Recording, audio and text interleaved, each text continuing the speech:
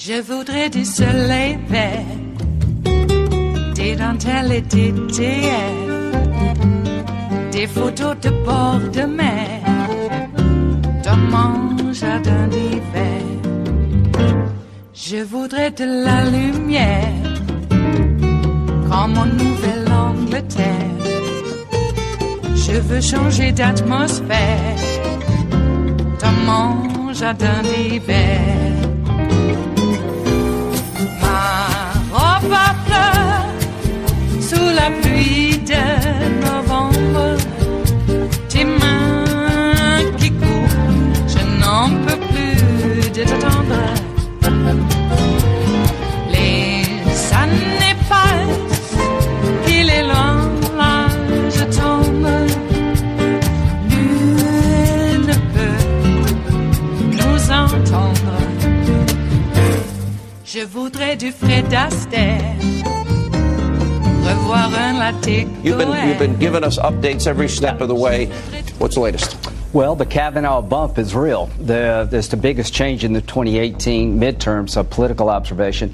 In North Dakota, 60 to 28, he should be confirmed. Every race in these Trump red states held by a Democrat, there's been a surge by Republicans. Why? Whether you're a Trump Republican, a Libertarian, Vegetarian, McCain Republican, Romney Republican, Bush Republican, you're mad as hell, because we're all united that this is unfair. What they're doing to this good, decent man cannot stand. So the Republican of the year will be a Democrat, not a Republican. You've been able to do something, my friends on the other side, I could never do. Unite this party. And the anger's real. Well, but to do it, you had to destroy a good man. And the only way he stays destroyed if we buy into this crap. You know, if every single solitary... Put him on the court is the only antidote, is the only just... But you were a prosecutor. Right. When you see no corroboration... I don't prosecute. Okay. You don't prosecute. The law requires you to tell the accused where it happened, when it happened, and to have corroboration that it did happen. My beef is not with Dr. Ford. I think she's been used and abused.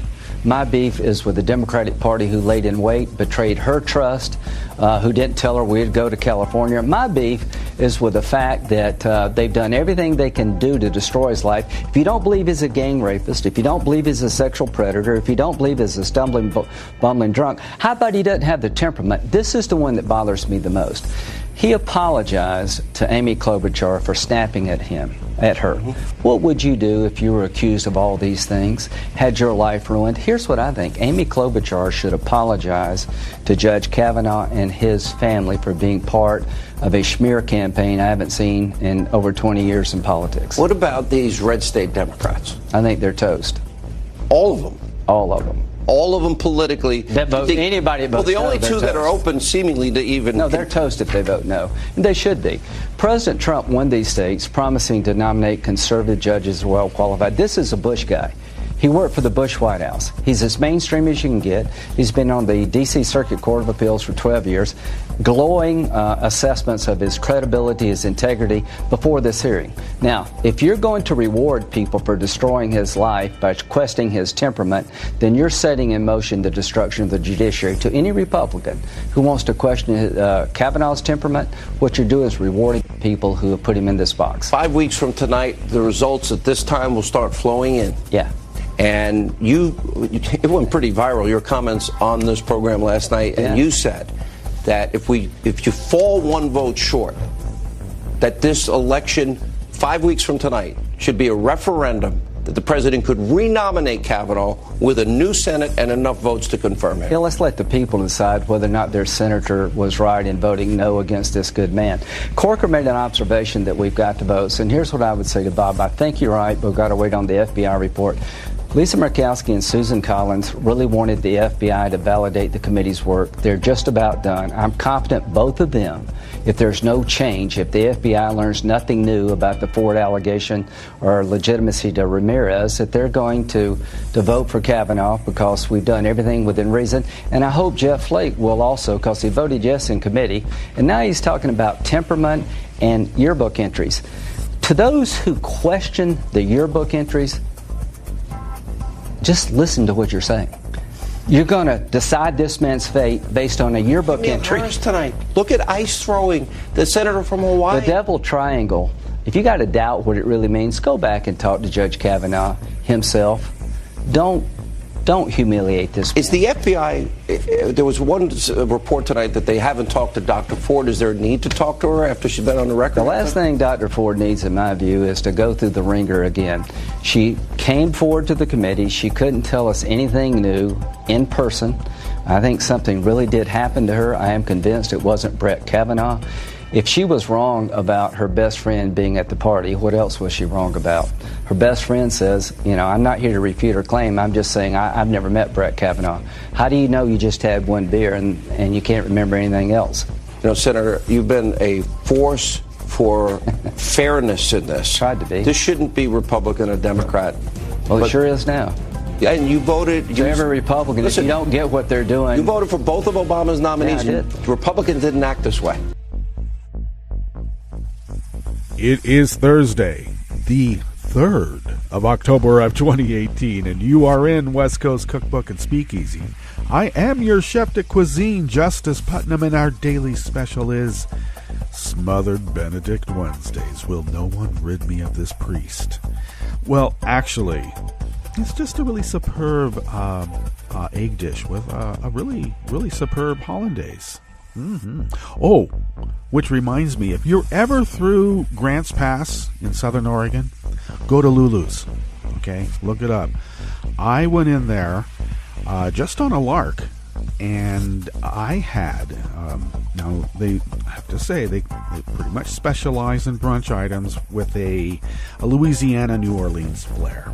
Okay, but I had one of the best egg Benedict Florentines, actually, to be correct and exact, that I've ever had in my life. And I've been around, I gotta say.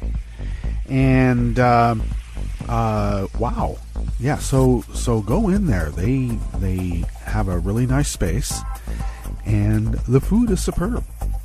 So do that.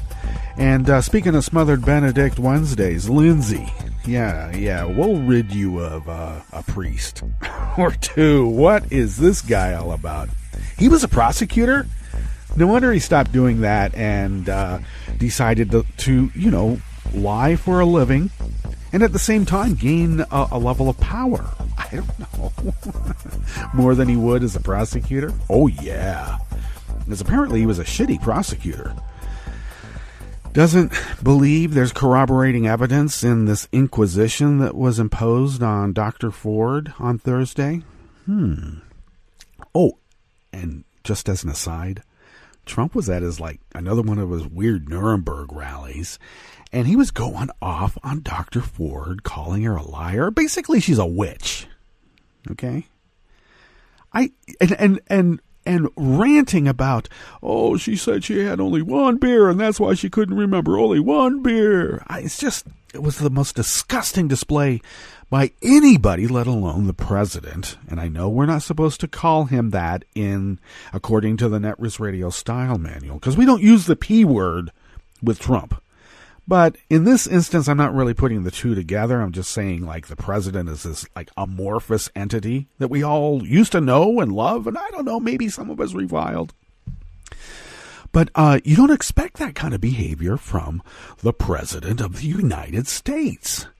You would see it in some weird, comic book version of a mobster Don. I mean, what the hell?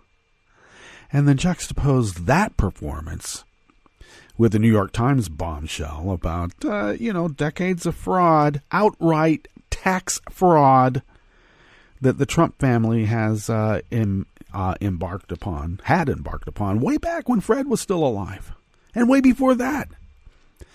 Trump, Donnie got $250,000 a year starting at age 3. He was a millionaire by the time he was 8. No wonder he's a schmuck. Boy. And then after all that, he and the kids are still trying to steal money from Fred. Well, I don't know. Maybe, just coddling your child might turn them into a serial killer. You never know. Boy, oh boy, oh boy. And now he is that amorphous entity that we all used to know, love, and sometimes revile. The President of the United States. Well, what's on the rest of the menu today here at the Bistro Cafe, part of West Coast Cookbook and Speakeasy? Smothered Benedict Wednesdays. Oh, what was really great is that about Lulu's is that this Eggs Benedict wasn't smothered with this. Usually when you get an Eggs Benedict, it's really thick, like with this really floury roux. And it's like a, like a carpet, a big carpet, a nice little velveteen yellow carpet. But in really the traditional style of Eggs Benedict, in the Manhattan style, I'll say, is that the hollandaise is separate. It's not poured over everything. You pour it yourself. And it's not this, this really thick, roux-y stuff. It was great. Oh, my God. Yeah, I don't know why I'm going off on it, but we are West Coast Cookbook and Speakeasy, and we are in the Bistro Cafe. So what is on the rest of the menu? House Republicans' attempts to brand U.S. environmental groups as foreign agents ensnares one of the nation's preeminent environmental law firms. Well, anybody who cares about the earth is obviously a terrorist. And I think that they messed up. It's actually terrorists. I know that's hard to say, but people who love the soil, the dirt. What's wrong with that? A suspected ricin-laced snail-mail is sent to U.S. Defense Secretary Jim Mattis. Who knows what this is about, but it is wrong. Speaking of wrong, the first woman to win a Physics Nobel in over 50 years, Donna Strickland, was recently denied a Wikipedia page because her references in scientific work did not meet Wikipedia's high standards to, quote, qualify for an article, end quote. After the break, we then move to the chef's table, where a surprise inspection at an ice gulag in Adelanto, California, found numerous safety and health risks, along with over a dozen nooses that the guards totally ignored. Oh, did I mention this particular facility has one of the highest rates of suicide by hanging in all of the gulag system we have in place right now? And yet another company and Rick Scott's blind trust conveniently made millions off of Florida state contracts. Grift me once, shame on you. Grift me twice, I'm going to grift you forever and ever and ever. All that and more on West Coast Cookbook and Speakeasy. Bon appetit.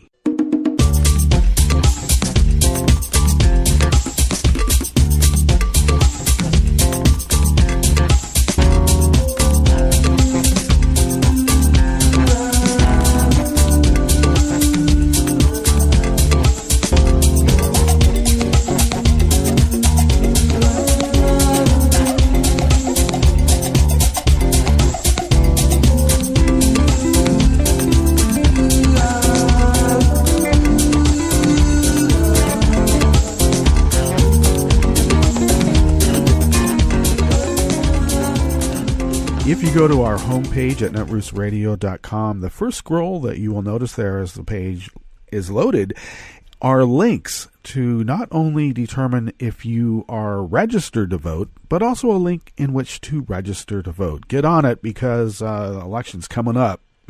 It's mere weeks away. So do that.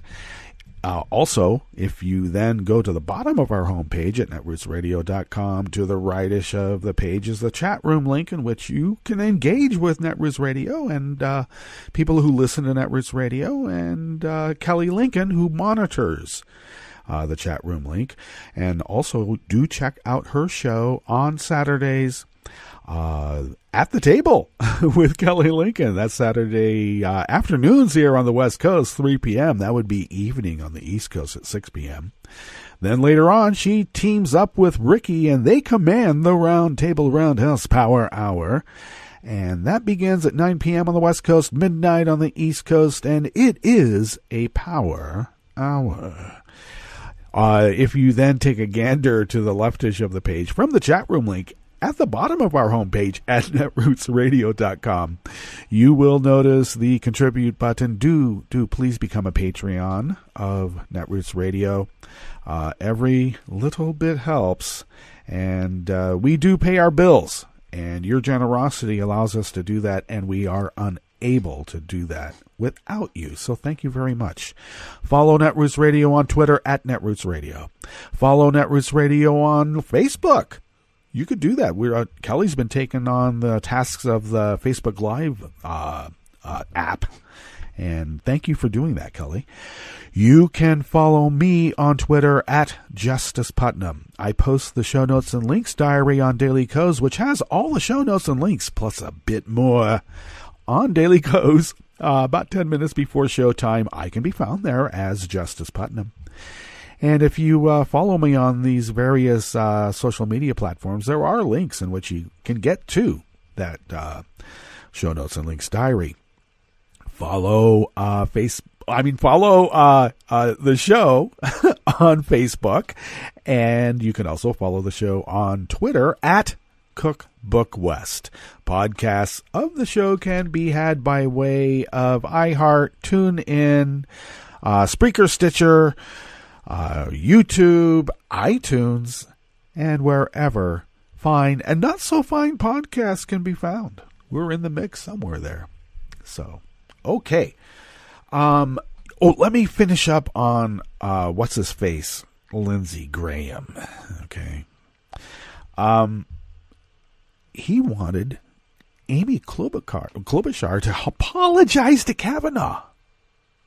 What is it with Lindsey that he hates women so much? I presume that as a prosecutor, he didn't bring many rape cases to court because he just didn't believe the women because women are witches. I don't know. Maybe Lindsey was the water boy. Maybe that's the kind of background little Lindsey had growing up, and maybe that's why he hates women, because women are the devil. My mama.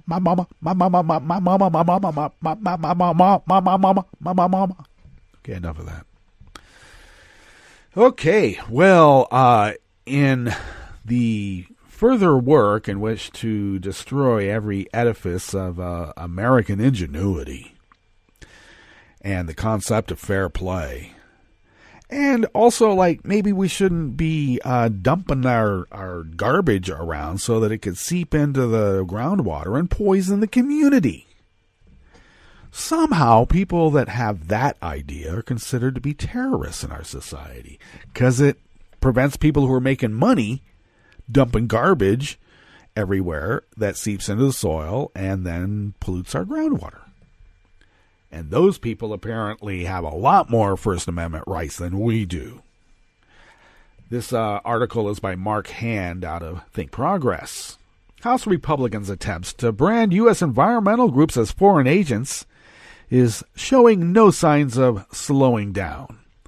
On Monday, Earth Justice joined the Natural Resources Defense Council, the Center for Biological Diversity, and the World Resources Institute as targets of Republican leaders of the House Natural Resources Committee. Representative Rob Bishop, Repug of Utah. Oh, you want to get rid of all of those national parks there, don't you, fella? Chairman of the House Natural Resources Committee, and Bruce Westerman, Repug of Arkansas, chairman of the Oversight and Investigation Subcommittee, sent a letter to the prominent nonprofit environmental law firm Earth Justice demanding documents regarding its ties to foreign officials and covenant environmental activists. In a June 20 letter to the Center for Biological Diversity, Bishop, a strong supporter of the fossil fuels industry and longtime opponent of public lands, and Westerman both suggested the group's efforts are being used to impose additional costs on U.S. military activities in Japan. Of course, we know the U.S. military has a large presence on the island of Japan, which I should say is about 3 to 4 islands, depending. Now, the CBD, the Center for Biological Diversity, it wasn't what you were thinking. Earth Justice and other environmental groups, however, are concerned about the negative ecological impacts of the relocation of a Marine Corps air station in Japan, including the potential harm to a marine mammal, the Okinawa dugong. Oh, God, it's just like the spotted owl. This inconsequential little animal that should be done away with anyway. I mean, it's in our way. We need a quicker way to pick up our milk. And if we happen to run over these little furry mammals, I believe they're furry, they're just in my way. And if we have to build an airstrip here, hey, survival of the fittest, mofo. Okay. Well, in Monday's letter addressed to Earth Justice President Abigail Dillon, Bishop and Westerman noted that the Center for Biological Diversity, in its responses to the committee's request for information, identified Earth Justice attorneys as the group's legal representatives in litigation over the U.S. Marine Corps Air Station, Futenemna, and then the Center for Biological Diversity's responses thus spurred the lawmakers to extend their accusations to a fourth organization. Your lawyers? Well, apparently they're terrorists too, and they're defending you. Well, Earth Justice has not responded to a request for comment from Think Progress at the time that this article was published. Republicans asked Earth Justice to provide answers to questions about whether it has registered as a foreign agent and requested documents related to its legal work on behalf of the CBD in Okinawa. Now, the Foreign Agents Registration Act requires all people and organizations acting in the U.S. on behalf of foreign countries to register with the Justice Department as foreign agents. Maybe this is get back for the Manafort thing. You would think, maybe, right? I don't know. The Justice Department's decision to intensify its attention on foreign lobbying enforcement, now this is by Rod Rosenstein, noted, is different than members of Congress using potential Foreign Registration Act violations as a sword. Based on the activities of the environmental groups in China and Japan, Rosenstein does not believe that FARA has been violated. In order for FARA to apply, it requires an entity in the U.S. be acting as an agent for a foreign government. Merely going out there and praising what some foreign government happens to be doing and criticizing the U.S. on the same issue does not turn you into an agent of the foreign government.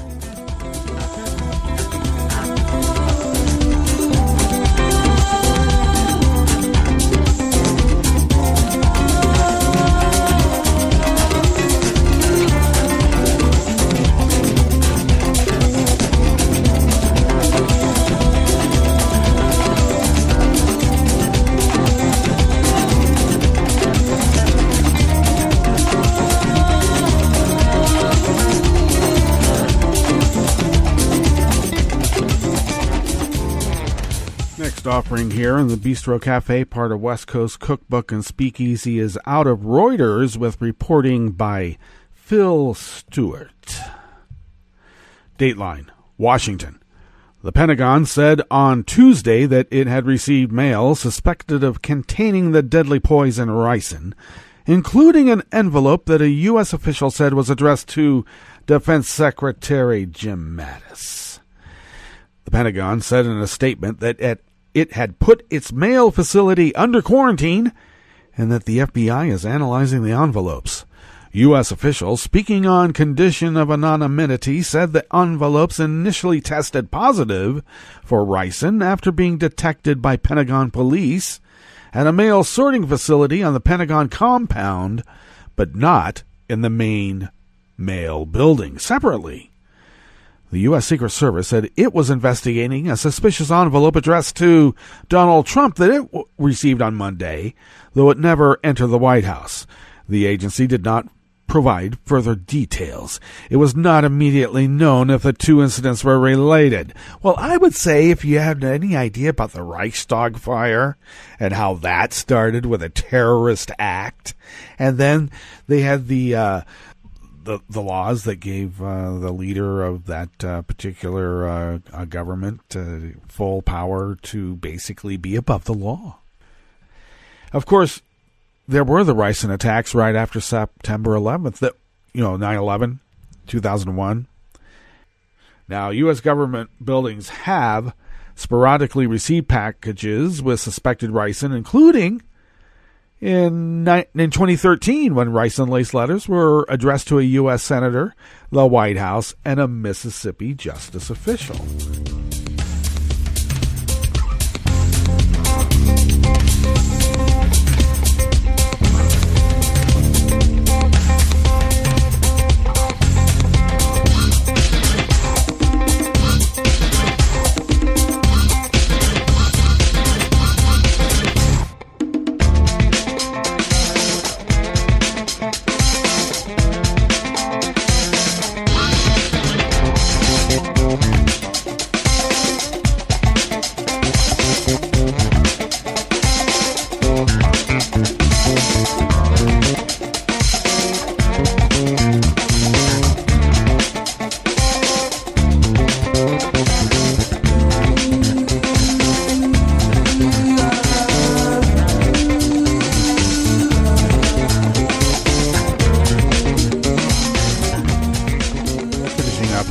In the Bistro Cafe, part of West Coast Cookbook and Speakeasy, Smothered Benedict Wednesdays, is an article out of The Atlantic by Marina Koren.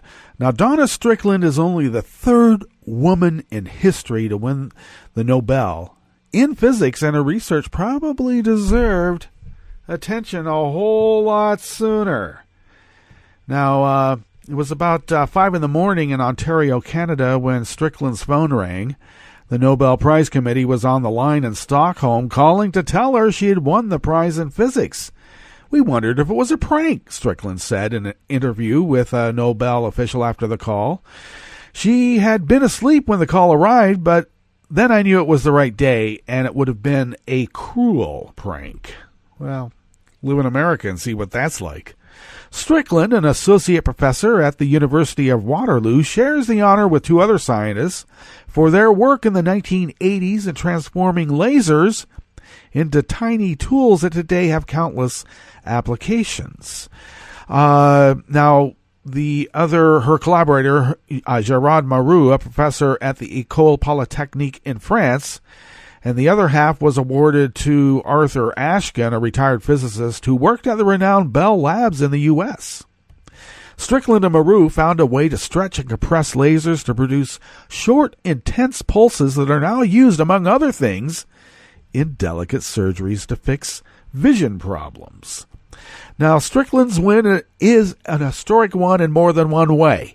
It's been 55 years since the last time a woman was awarded the Nobel Prize in Physics, and Strickland is only the third woman to receive the prize in the Nobel's 117-year existence.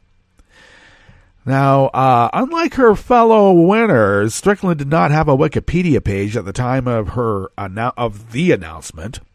A Wikipedia user had tried to set up a page in May, but it was denied by a moderator with the message, "This submission's references do not show that the subject qualifies for a Wikipedia article." Strickland, it was determined, had not received enough dedicated coverage elsewhere on the internet to warrant a page. The construction of the Wikipedia page feels like a metaphor for a historic award process that has long been criticized for neglecting women in its selection and for the shortage of women's stories in sciences at large. To scroll through the history tab of Strickland's page, where all edits are recorded and tracked, is to witness in real time the recognition of a scientist whose story likely deserved attention long before the Nobel Prize Committee called. Well, indeed. We better get on to our break, in which we will do, and then when we come back, we'll go through weather from around the world and finish up with the stories that we have curated for you today. You are listening to West Coast Cookbook and Speakeasy, and we will be right back. You are listening to netrootsradio.com. Please hang up and try again.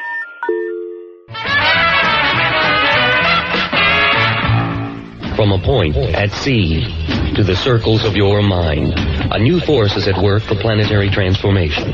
New radio for a new Earth.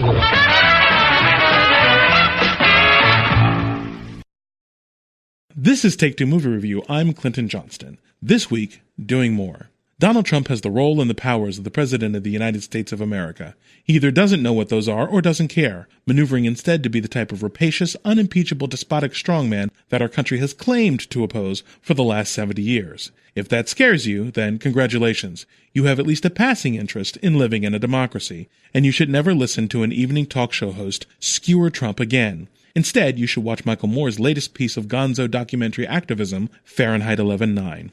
Michael Moore makes documentaries like Protesters Make Signs, championing the people who think they are the consumers in our corporate, mercantile, militaristic society, but who are, more often than not, the consumed. This film finds Moore talking with working-class blacks and whites who have been mangled by Republicans and abandoned by Democrats, and who now stand to be devastated by Trump and his ilk.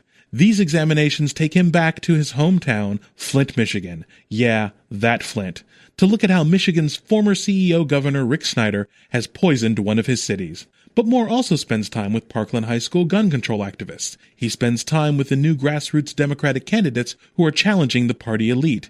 Because where there's a similar appeal to a Moore movie and a Colbert monologue, there's an important difference. They're both funny. Moore likes to laugh just as much as you do. Moore still has his signature theatrical activist turns aimed at the people who are used to unimpeachably dishing it out, but Moore is not out to sell network ad dollars. He doesn't want you calmed down and ready to buy something. He wants to show you that you can fight back, even if it's with a movie camera. Fahrenheit 11/9 shows how we got here, but more importantly, shows it's possible to get up and get out there. This has been Take Two Movie Review. I'm Clinton Johnston. Catch up with us at TakeTwoMovieReview.com and feed us back on our page on YouTube.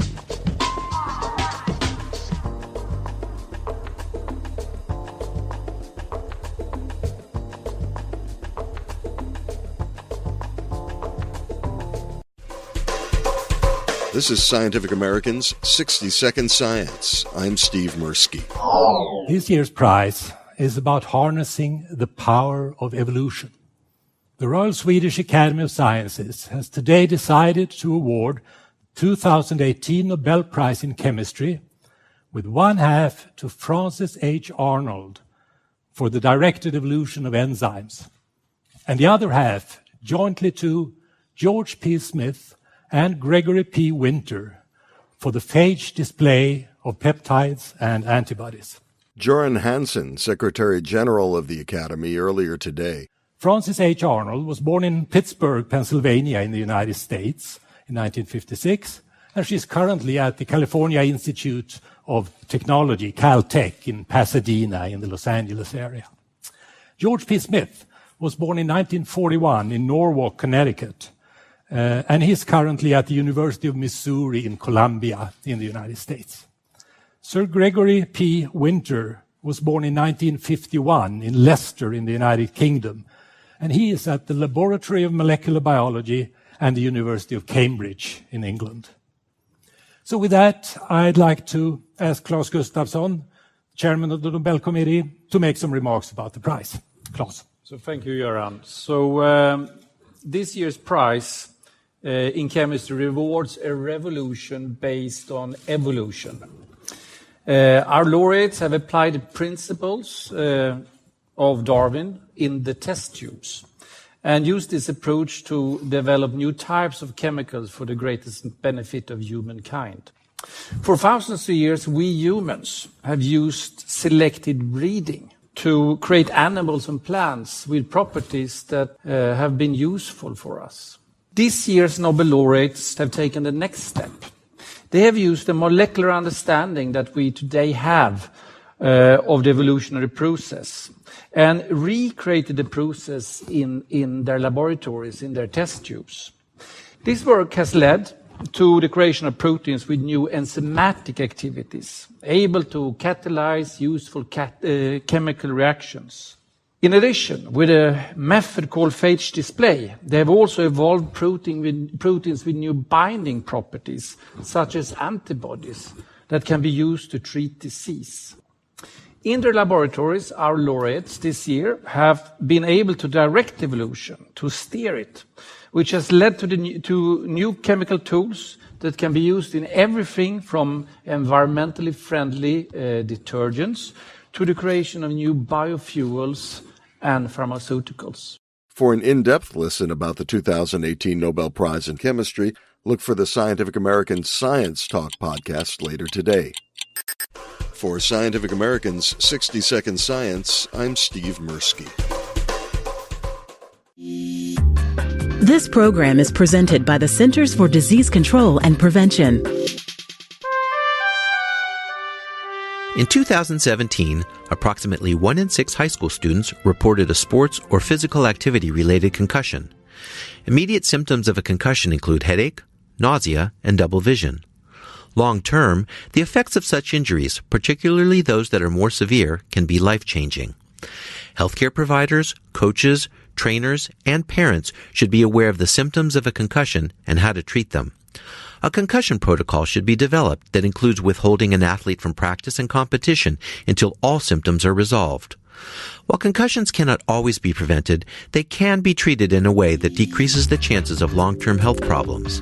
Thank you for joining us on A Minute of Health with CDC. For the most accurate health information, visit cdc.gov or call 1-800-CDC-INFO.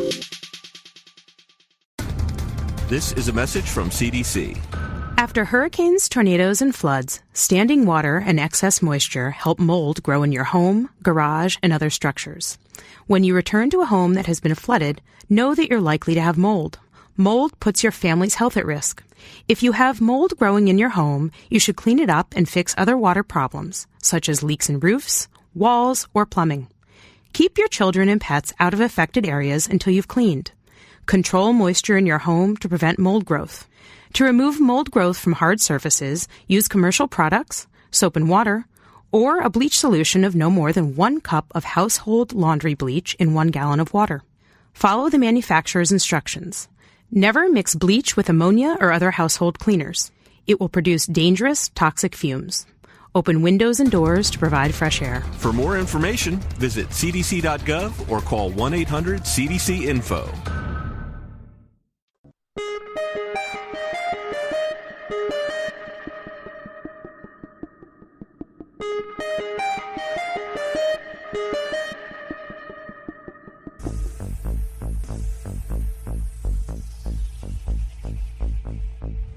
You can help stop the Trump agenda in its tracks. Make sure you're registered to vote. Go to rockthevote.org. And on November 6th, vote for Democrats up and down the ticket. This message, a public service from all the fine people of netrootsradio.com.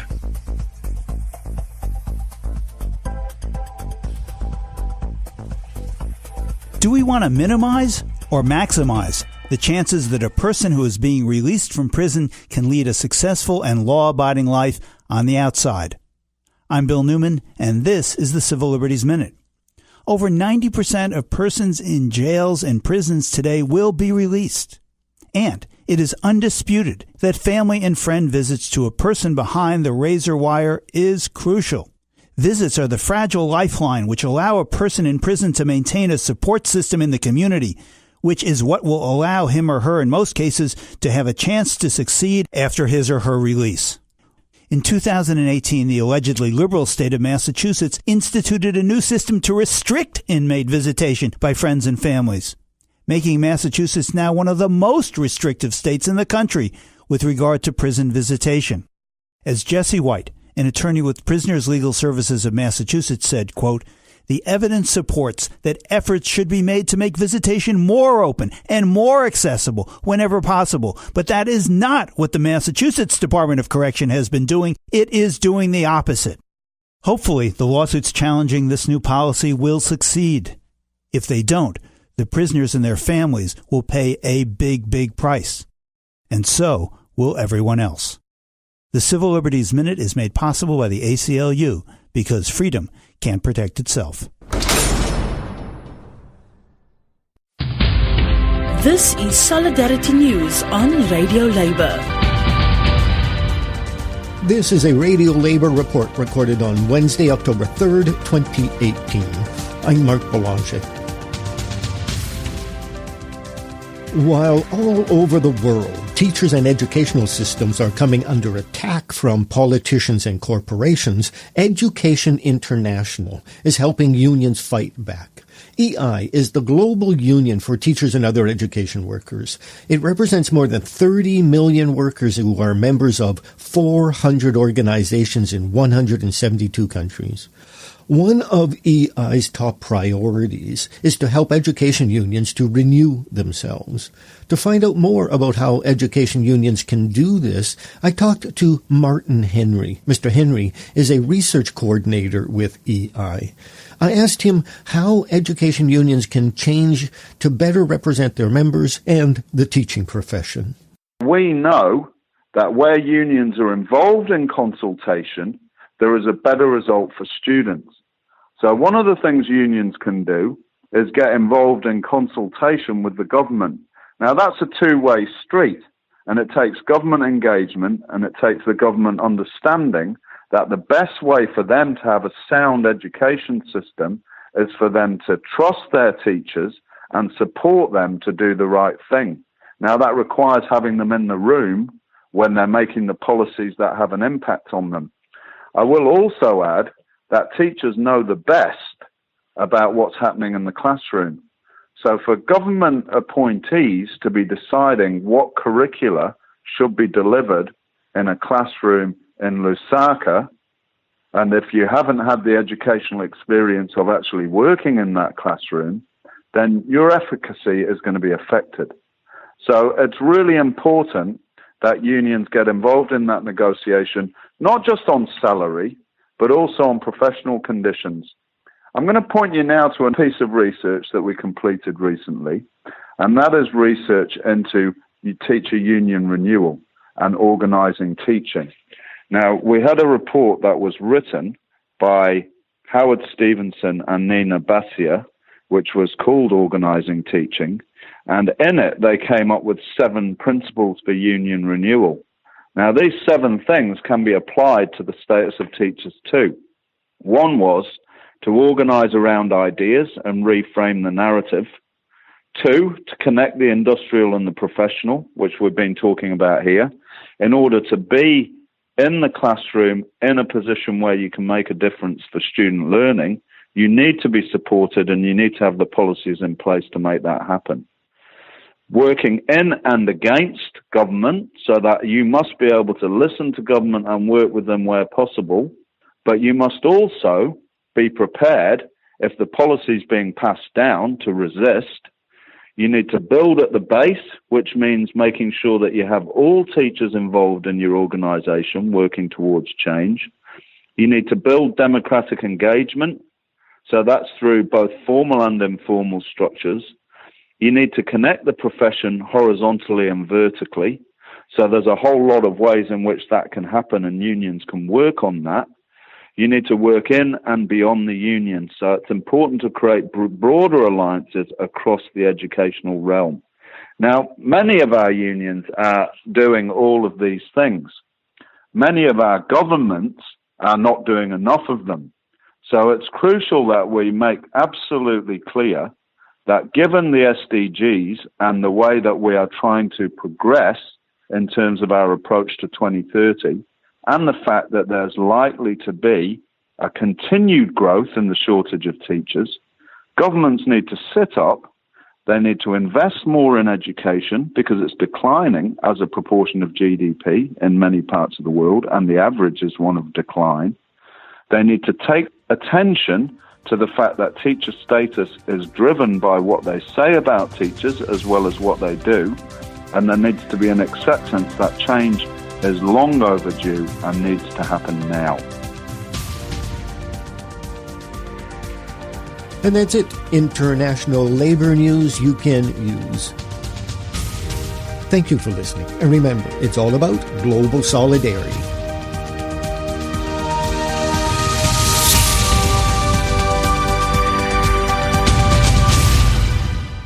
From United Nations headquarters in New York, I'm Luke Vargas with your World in 2 minutes. President Trump's America First policies are making their presence known in new public opinion data overseas, as increasing numbers of foreigners say U.S. actions don't take their interests into account. New data from the Pew Research Center finds that just 32% of Mexican respondents say their northern neighbor takes into account Mexican interests when setting policy, down from 51% a half a decade ago.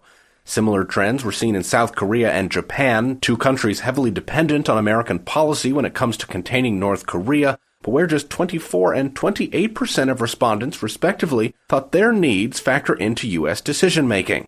There is one noticeable, if unsurprising, exception to that trend in Israel, where 86% of respondents said American policies align with Israeli interests. That's an increase of 17 points since 2013. The Pew data also takes a pulse of global attitudes in what's become an increasingly multipolar world, in which the U.S. is not the sole superpower. Most of the publics in which we surveyed say that China is more important than it was 10 years ago. That's Jacob Poster, a senior researcher at Pew. Indeed, some 70% of respondents say China has taken on a more important role in the world over the last decade. Asked the same question about the U.S., the most common response is that America is just as important as it was before. And yet there's more to being admired, it seems, than simply being powerful. But still, when we ask which country would they prefer to lead the world, China or the U.S., virtually every country we survey says that they want the U.S. to be the world's leading power. So even though people see China as more powerful, there's still doubts about whether they want China to lead the world in the future. It's a sign that if Trump wants the U.S. to win a global war of ideas, global public opinion is still there for the taking. Luke Vargas, The United Nations.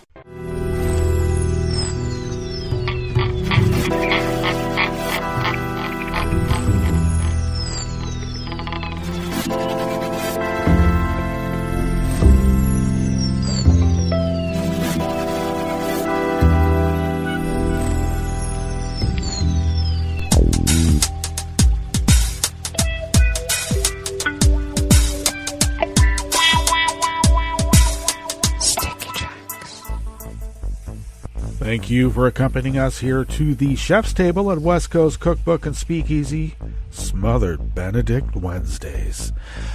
Looks like we're going to begin weather from around the world along the banks of the Rogue River, in the Rogue River Valley of southern Oregon on the west coast of the continental United States of America, where it is currently 59 degrees Fahrenheit.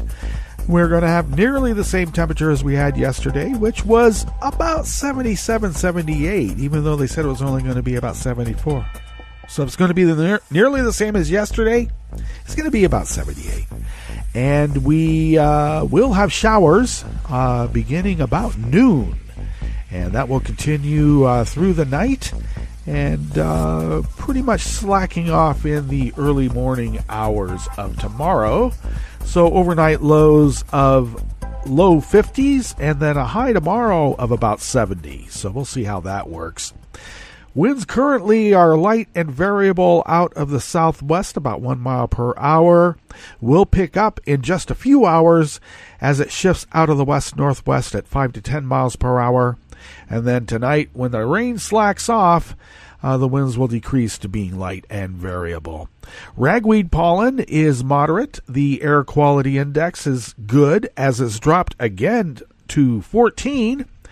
And that's parts per million, of course. And the daytime UV index is moderate at its new setting that just occurred this week at 4. Barometric pressure is falling at 29.82 inches. Visibility is at 8 miles. And that relative humidity is at 94%. Okay, we're going to have rain. It's going to be kind of warm. Humid. It's like being in Hawaii. What the heck? Okay. Weather from around the world is brought to you by people's personal weather stations that they purchased. These people planted these purchased personal weather stations somewhere on their property, and these people positively live around the world. Okay. London is 64 and mostly cloudy. Paris is 66 and mostly cloudy.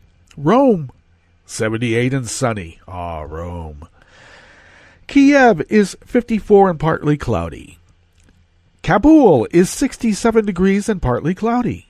Hong Kong is 74 and clear. Tokyo is 69 degrees and mostly cloudy. Sydney, Australia is 64 and partly cloudy. San Francisco, California is 62 degrees and cloudy. And New York is 71 degrees Fahrenheit and sunny in October. That is weather from around the world, brought to you by people's personal weather stations that they purchased. These people planted these purchased personal weather stations somewhere on their property. And these people positively live around the world.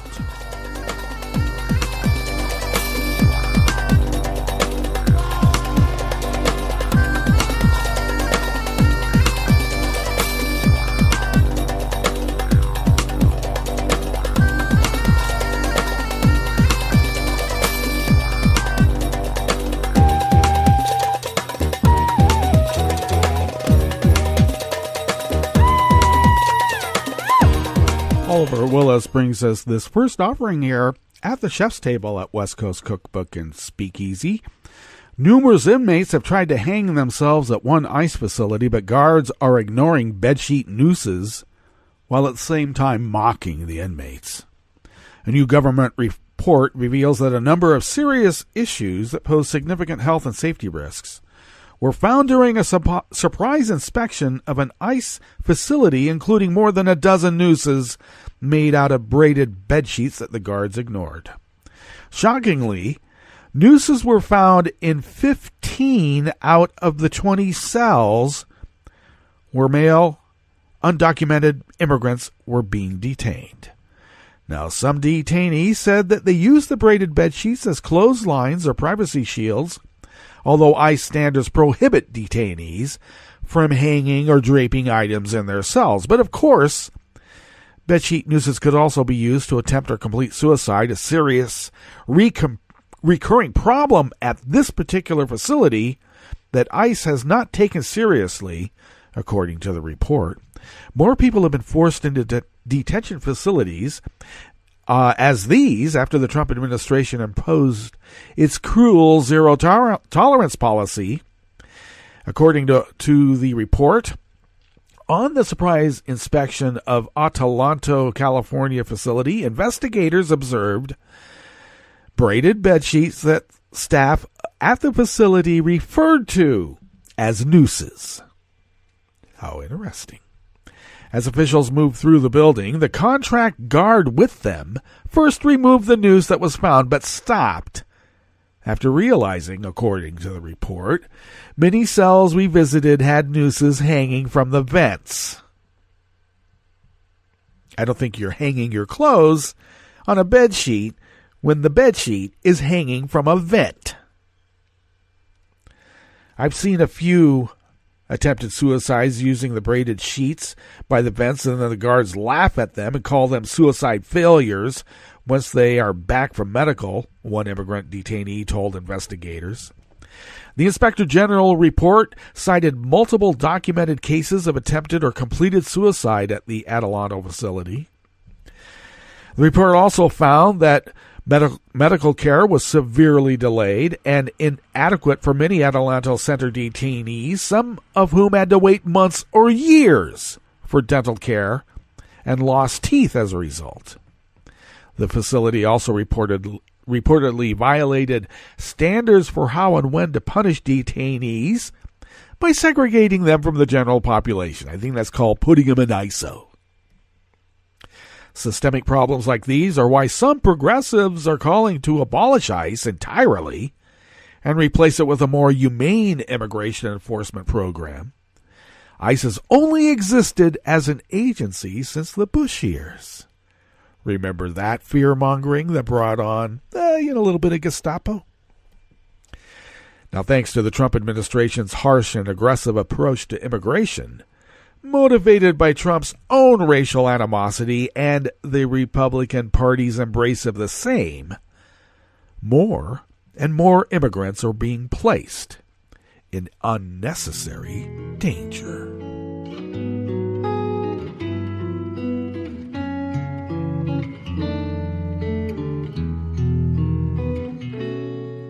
Je te donne ce mon amour pour la vie entière, la promesse de me trouver à tes genoux. Aussitôt que tu m'appelles, rester toujours fidèle, c'est tout, c'est tout. Je te donne tous mes printemps, mes étés de mer, mes automnes quand les feuilles tombent partout. Si ce n'est pas une bonne affaire, je te donne tous mes hivers. Matthew Chapman of Alternate brings us this last offering here at the chef's table at West Coast Cookbook and Speakeasy. Now, Rick Scott denies any involvement in his finances, but he's profiting off of some pretty controversial government spending. The Palm Beach Post on Thursday reported that a controversial drug manufacturer, and this was last Thursday, by the way, in the blind trust of Governor Rick Scott, Repug of Florida, was paid hundreds of millions of dollars by the state Medicaid program since he has been in office. Now, of course, let's remind ourselves, Rick Scott paid the largest fine ever imposed on a health insurance program. Yeah, and now he's got and had reins of a state program, and it seems like he's, profiting off of it also. Well, that company is Gilead. It also happens to be the same company that the Florida state legislator paid $21.7 million to treat prisoners after a federal judge found Scott's administration failed to properly care for up to 20,000 inmates with hepatitis C. Now, there's no evidence currently that Scott did anything untoward or that he even was aware he was invested in Gilead. And state Medicaid officials deny having any role in doctors' decision to prescribe medication from Gilead. But the finances surrounding this arrangement are frustratingly opaque. As the Washington Post noted, beyond a federally required 23% rebate, additional cost breaks are exempt from state and federal public records laws. Scott's Blind Trust, moreover, has faced a lawsuit alleging that its setup violates financial disclosure laws. And this is not the first time that Scott's financial holdings have been linked to companies profiting from state policy. He and his wife also hold a credit fund with an investment group that owns All Aboard Florida, a private intercity rail company that is developing a route Scott supported after he previously killed a federal project there. Oh my. Here too, Scott claims he was not aware of the investment and also claims, this time falsely, that the state government has no involvement in the railway. Now, of course, we know that Scott is term limited from serving another consecutive term as governor and is currently challenging Democratic Senator Bill Nelson for a seat in the Senate, which we will not give him, will we? Let's not. Okay, that brings us to the end of our broadcast period for this day, but we'll be back here tomorrow for Metro Shrimp and Grits Thursdays. Yes, indeed. A little bit of jambalaya. A little bit of spice in your life. Netroots Radio does broadcast on throughout the day and night with all that breaking news, so stay tuned to Netroots Radio all day and all night for all that breaking news as it breaks. And we will visit with you tomorrow in West Coast Cookbook and Speakeasy. Bon appetit.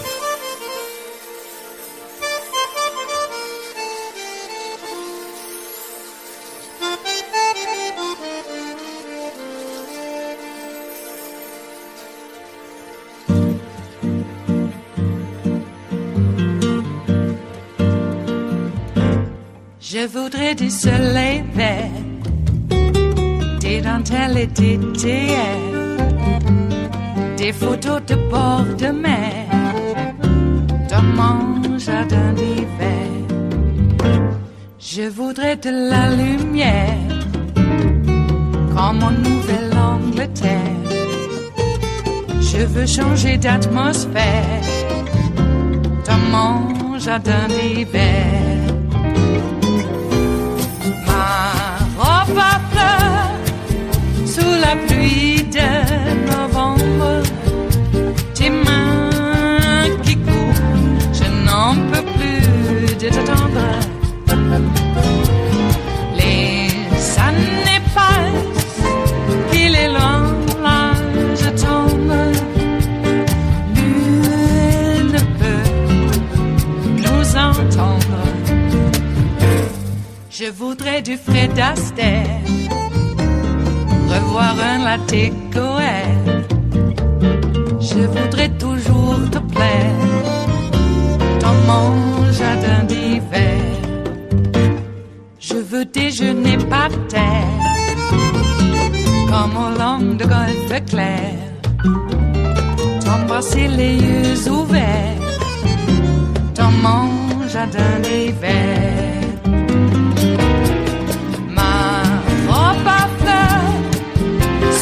Pluie de novembre, tes mains qui courent, je n'en peux plus de t'attendre. Les années passent, il est loin, là je tombe. Nul ne peut nous entendre. Ba-da-da-dum-di-da-dum. Ba-da-da-dum-di-da-dum. Ba-da-da-dum-di-da-dum. Dans mon jardin d'hiver. Ba-da-da-dum-di-da-dum. Ba-da-da-dum-di-da-dum. Ba-da-da-dum-di-da-dum. Dans mon jardin d'hiver. Dans mon jardin d'hiver. Dans mon jardin d'hiver.